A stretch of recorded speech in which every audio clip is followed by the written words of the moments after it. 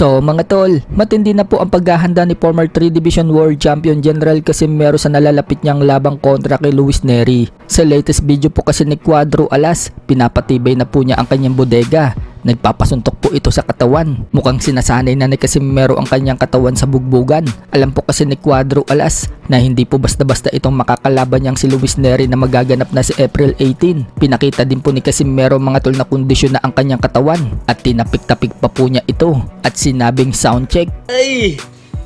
Sound check! Sound check!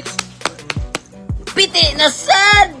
Sinabi din ni Casimero na kahit na nasa pasarapan na daw siya ng buhay, kailangan pa rin daw niya magsikap para manalo. Easy work at easy money na naman daw yan. Ganun daw kadali. Kahit nasa pasarapan na tayo ng buhay ba, kailangan pa rin natin magsikap para manalo, di ba? Easy work, tapos si money. Ganun lang kadali. Inasar-asar naman po ni Casimero mga tol ang mga kritiko niya sa mga nagsasabing hindi niya makukuha ang timbang sa araw ng weigh-in. Ito po yung pangaasar ni Casimero.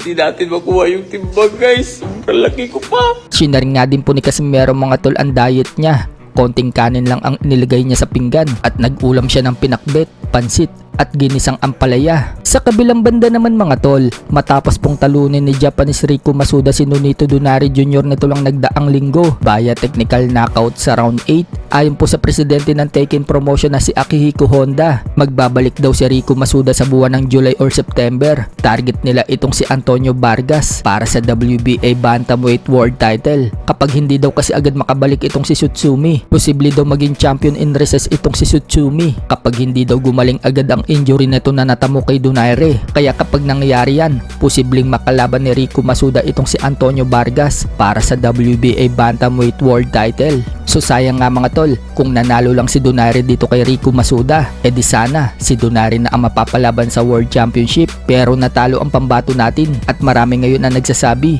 na dapat magretiro na daw si Donaire. Wala na daw kasi itong dapat pang patunayan.